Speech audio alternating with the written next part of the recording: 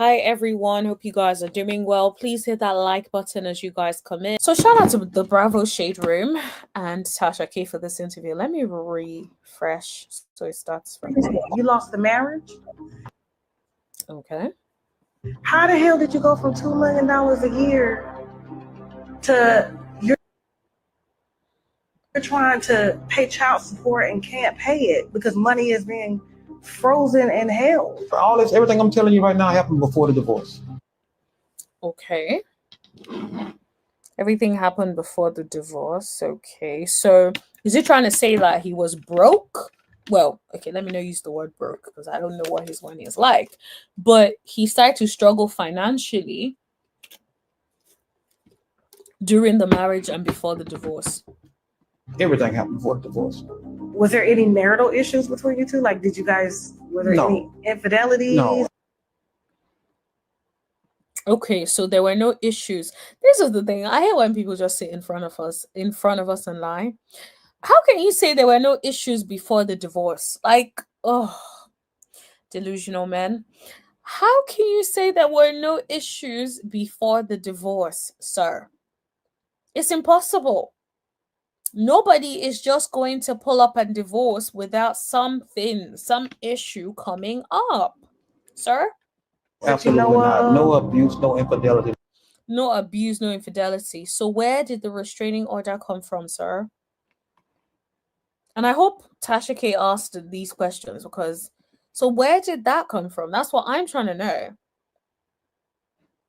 Nothing like that. All that stuff I'm hearing she's saying on TV is for ratings. He can't be serious. He said all of the stuff he's hearing that she's saying is for ratings. Now, let's be clear. I don't think that Kelli is completely telling us the whole truth and nothing but the truth, right? Don't believe that. I feel like there's probably a little bit of sauce put on some of the things that she does tell us, right? That's how I feel. But to say that there's no infidelity, no abuse, I don't believe that for a second, sir. And if you believe that, you're playing. Like what? I heard she said I was abusive, lies. See the way he looked away, lies. Like, okay, sir, I don't believe you. Infidelity, lies. How does this happen? That's right. It's against the law. What happens? Oh my gosh. So now you want us to believe that it is against the law what happened to you. What exactly is against the law that happened to you? There was a restraining order or not? What did you do that made it okay for her to get a restraining order? These are the questions that I have. She said she went on national TV. Especially to the point where you're not being allowed to see your children. That's quite serious. Because most times, even when the person is a shady parent, right, the courts will still let you see that child unless you are a danger. So, yeah, something is not right. TV and said somebody's lying. That's how I was gonna kill her, right? And I didn't say that. Okay, so what did you say, sir? When they was handcuffing me, I was walking out the courtroom, and I said, when they were handcuffing you for what? These are the questions I'm gonna need y'all to ask. When they were handcuffing you for what, sir?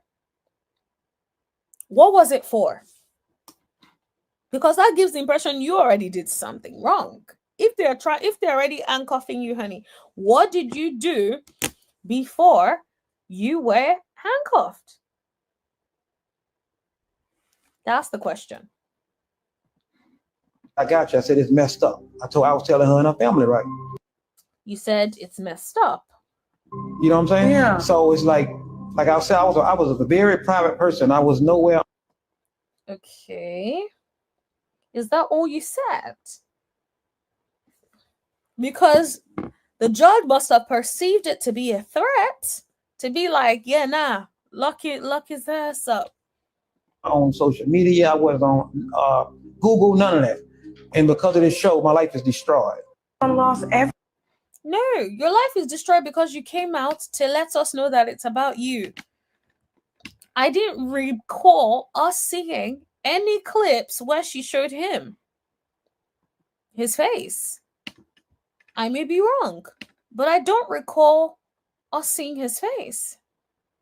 So if you didn't come out to come and say something, then maybe everyone would have let it go. And that would have been the end of it. Wait a minute. But you guys let me know who you believe. I just feel like, yeah, I feel like he is lying about something. I do not trust that he's being completely innocent. I don't believe him when he says there's been no infidelity, no abuse. I don't believe that for a second. I don't believe him saying there was no issues in their marriage. Why would she go ahead after being together with you for such a long time? How can she go ahead and why would she do that to file for divorce if there were no issues? I feel like if you're even going to lie, can you make it believable, sir? You didn't even tell us, oh, well, we did have some struggles. We, like something.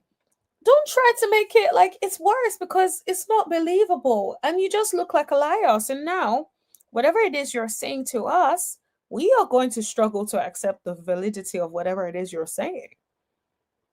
And that's the problem. It's like when you are so obsessed with being looked at as the innocent party, you don't even want to take any accountability. And then it becomes so obvious that you're lying. It doesn't make sense. So anyways, that is that.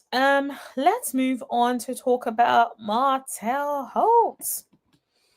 Let me just make sure there isn't anything else that I'd written on my list to talk about. No, just the Martell situation. All right, guys, let me remove Tasha K from let's talk about Martell.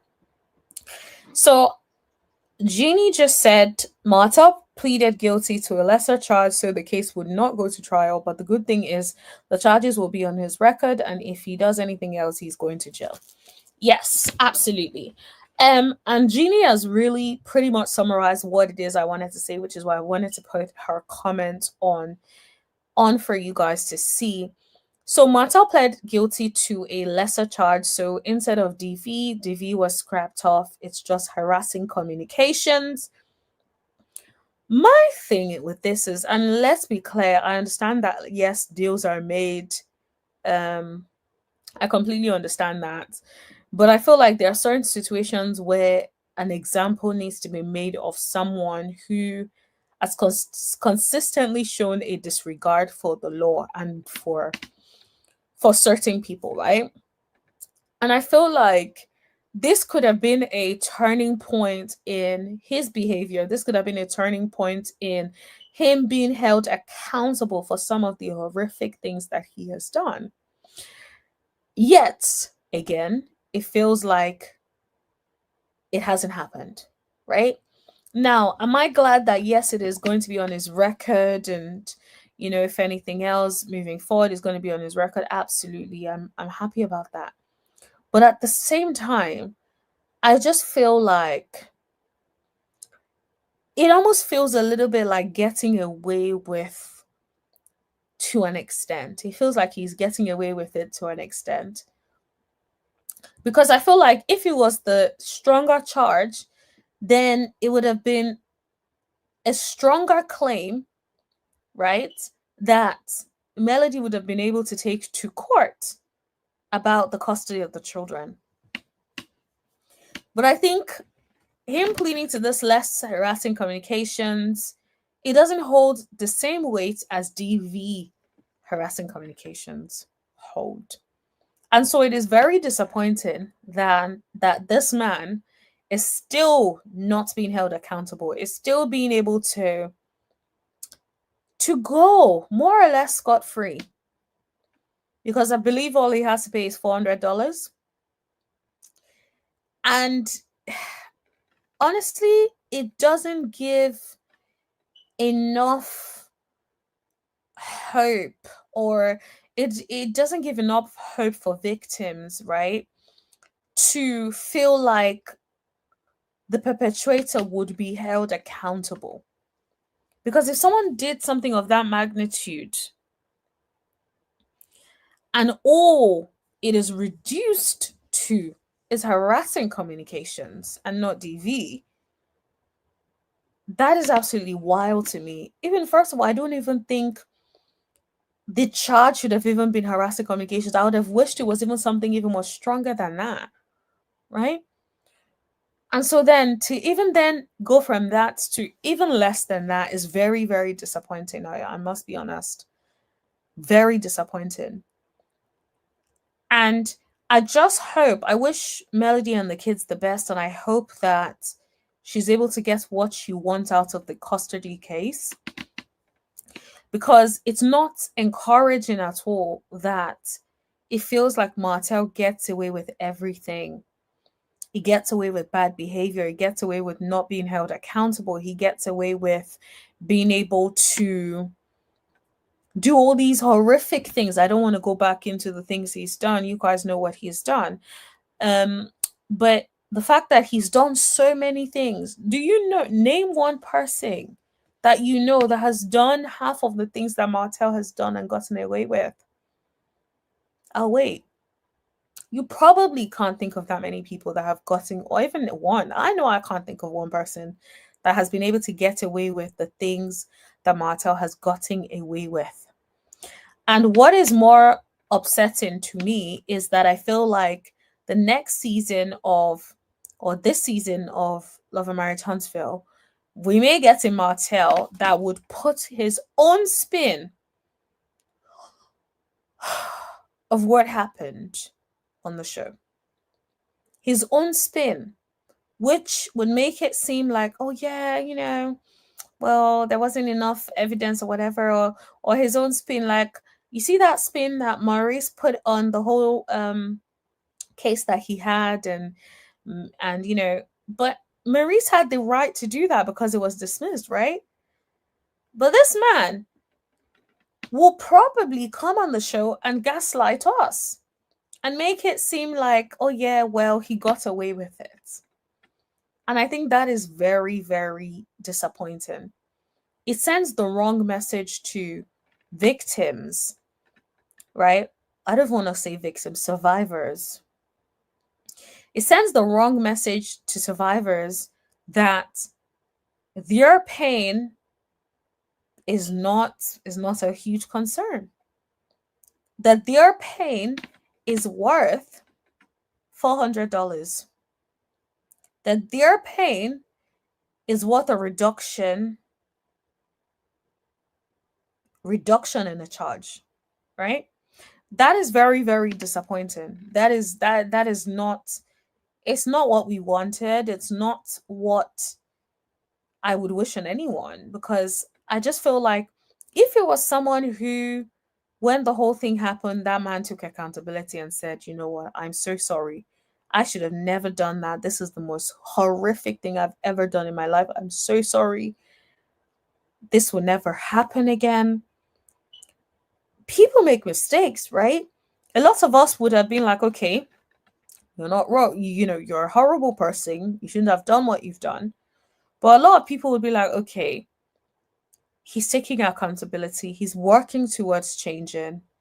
Let's give him the benefit of the doubt and see whether he shows up in the way he says that he would. But the problem is this man doubled down in different things that he did and continue to do for a long time, right? So it's very, very sad. And that, if you guys noticed, even the way I'm saying it, I'm very quiet about it. I'm more relaxed in the way in which I'm saying it, because I'm genuinely disappointed. You know, I have more of a sober tone when I'm talking about it because I'm very disappointed. Because it feels like a lot of people get away with things that they shouldn't be getting away with. Right? I think about the fact that children are involved, there's a family involved, yet this man gets to run off with a very minor tap I can't even say slap on the wrist. It's like a light tap on the wrist. It's laughable, right?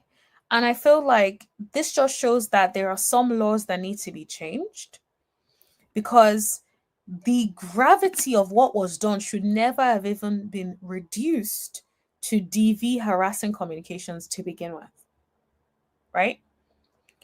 And so it begs a bigger question, and it brings up a really big point about how there is more that needs to be done about the laws.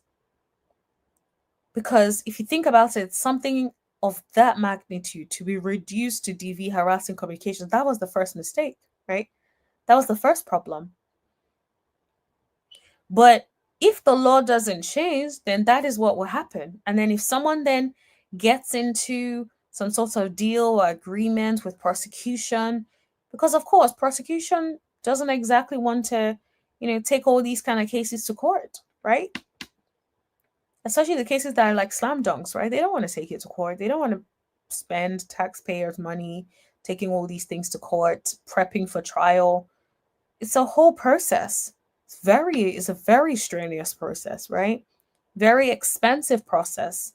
So they feel like if you're going to reduce that toil or whatever, then they give you something lighter, right? But I feel like this is the first time where I feel like this doesn't even work. Let's say it was like murder in the first degree. I don't know if I can say that on here, but I've said it anyway. And then they reduced it to manslaughter. I would say, all right, cool. Because guess what? It's still serious enough that this person still gets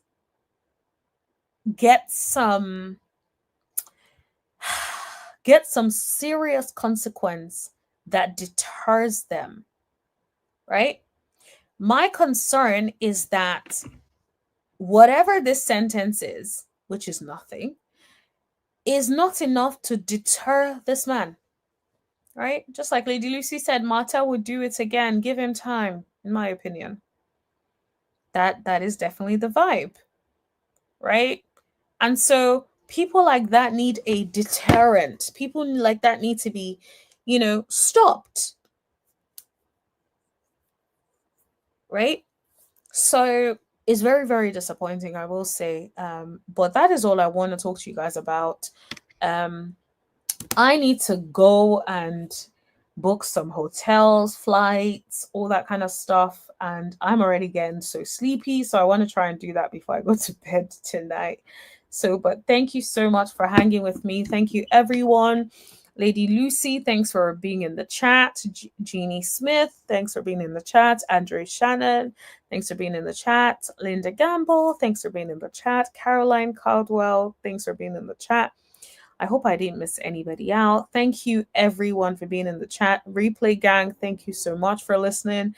Everyone, please hit that like button, hit that subscribe button, and tap that bell button right next to it, so you know every single time that I post or go live. Also, let me know in the comment section below what you guys have. A wonderful evening, and I will talk to you guys soon. Thank you. Bye.